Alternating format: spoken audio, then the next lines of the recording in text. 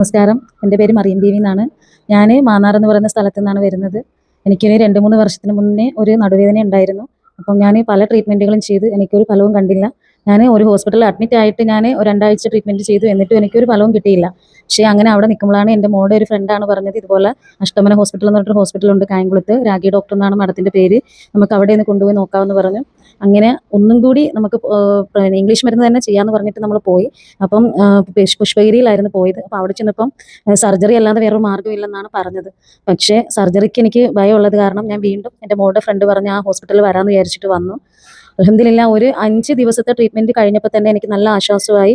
അത് കഴിഞ്ഞ് പിന്നെ 2 വർഷം കഴിഞ്ഞപ്പോൾ എനിക്ക് വീണ്ടും ചെറുതായിട്ട് അതിൻ്റെ ഇപ്പുറത്തെ കാലൊരു വേദന ഉണ്ടായിട്ട് അതും ഞാൻ ഇതുപോലെ വേറെ ഹോസ്പിറ്റലിൽ പോയിട്ട് എനിക്ക് ട്രീറ്റ്മെൻറ്റ് ശരിയായില്ല. വീണ്ടും ഞാൻ പഴയതുപോലെ തന്നെ ഇവിടെ തന്നെ വന്നു. അൽഹംദുലില്ലാ എനിക്ക് നല്ല മാറ്റമുണ്ട്. എനിക്കിപ്പോൾ സ്റ്റെപ്പ് കയറാൻ പറ്റുന്നുണ്ട്. എനിക്കിപ്പം കുഞ്ഞുങ്ങളുടെ പുറകിലാണെങ്കിലും ഓടാനും എടുക്കാനും ഒക്കെ പറ്റുന്നുണ്ട്. എനിക്കിപ്പോൾ ഒരു വിഷയമില്ല. അൽഹംദുലില്ലാ നല്ല പരിപൂർണമായ ആശ്വാസമുണ്ട്. ഇത് കൂടാതെ തന്നെ എൻ്റെ മകളുടെ പ്രസവാനന്തര ചികിത്സയും ഒക്കെ ഇവിടെ തന്നെയായിരുന്നു. നല്ല ഒരു ഹോസ്പിറ്റലാണ്. നല്ലൊരു ട്രീറ്റ്മെൻറ്റും കാര്യങ്ങളും. അത് മാത്രമല്ല നല്ല ആ മാഡത്തിൻ്റെ ഒരു സമീപനം എന്ന് വെച്ചാൽ നമ്മുടെ സ്വന്തം സഹോദരിമാരെ പോലെ തന്നെയാണ് നമ്മളെ നോക്കുന്നതും. അതുപോലെ അവിടെ ഫുഡും നമുക്ക് ഏറ്റവും ഇഷ്ടപ്പെട്ട രീതിയും അത് മികച്ച രീതിയിലുള്ള ഫുഡും കാര്യങ്ങളും ഒക്കെ തന്നെയാണ്. അമ്മയ്ക്കും കുഞ്ഞിനും ആണെങ്കിൽ സുരക്ഷിതമായിട്ട് നമുക്ക് വേദുകുളി, മസാജ്, ക്രീം എല്ലാം തന്നെ നല്ല ഒരു ട്രീറ്റ്മെൻറ്റാണ് അവിടെ നമുക്ക് കിട്ടുന്നത്. അൽഹംദുലില്ലാ നല്ലൊരു അനുഭവമാണ് എനിക്കുണ്ടായത്. അതുപോലെ ഈ അനുഭവം മറ്റുള്ളവർക്ക് കൂടെ പറഞ്ഞു തരാൻ വേണ്ടിയാണ് ഞാൻ ഈ വീഡിയോ ചെയ്യുന്നത്. എൻ്റെ ഒരു ജ്യേഷ്ഠത്തെ ഇതുപോലെ പല ഹോസ്പിറ്റലുകളിലും ട്രീറ്റ്മെൻറ്റ് ചെയ്തിട്ട് പുള്ളിക്കാരത്തിക്ക് എഴുന്നേറ്റ് ഇരിക്കാൻ വയ്യാത്തൊരവസ്ഥയായിരുന്നു. പുള്ളിക്കില്ലാത്ത രോഗമൊന്നുമില്ല, എല്ലാ രോഗങ്ങളും ഉണ്ട്.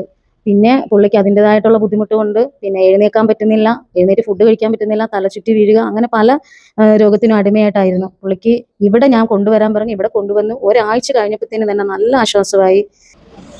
അപ്പോൾ ഇവിടെ വന്നു ഈ രാഗി ഡോക്ടറുടെ ട്രീറ്റ്മെൻറ്റിൽ ഒരുപാട് വ്യത്യാസമായി. ഇപ്പോൾ ആ ഇത്ത 80 കിലോ വെയിറ്റുള്ള ഇത്തായിരുന്നു. ഇപ്പോൾ ആ ഇത്ത 65 കിലോ വെയിറ്റ് കുറഞ്ഞ് നല്ല ആശ്വാസമായി. ഇപ്പോൾ ആ ഇത്താക്ക് നടക്കാൻ പറ്റുന്നുണ്ട്. മറ്റുള്ള ഇംഗ്ലീഷ് മരുന്നുകളെല്ലാം ഒഴിവാക്കി ഇപ്പം ഈ ഒരു ട്രീറ്റ്മെൻറ്റിൽ തന്നെ ആ ഇത്താക്ക് നല്ല പ്രയോജനം ഉള്ളത് കൊണ്ട് ഇപ്പം ഈ ഒരു ആയുർവേദ മെഡിസിൻ മാത്രമേ ഇപ്പോൾ ഇത്ത കഴിക്കുന്നുള്ളൂ. ഷുഗറിനായാലും കൊളസ്ട്രോളിനായാലും BP-ക്കായാലും എല്ലാം ആ ഇത്ത മെഡിസിൻ എടുക്കുന്ന ഒരാളായിരുന്നു. ഇപ്പം എല്ലാം ഈ ഒരു കുടക്കീഴിൽ തന്നെ മുന്നോട്ട് പൊയ്ക്കൊണ്ടിരിക്കുകയാണ്. മാഷാ അല്ലാഹ്.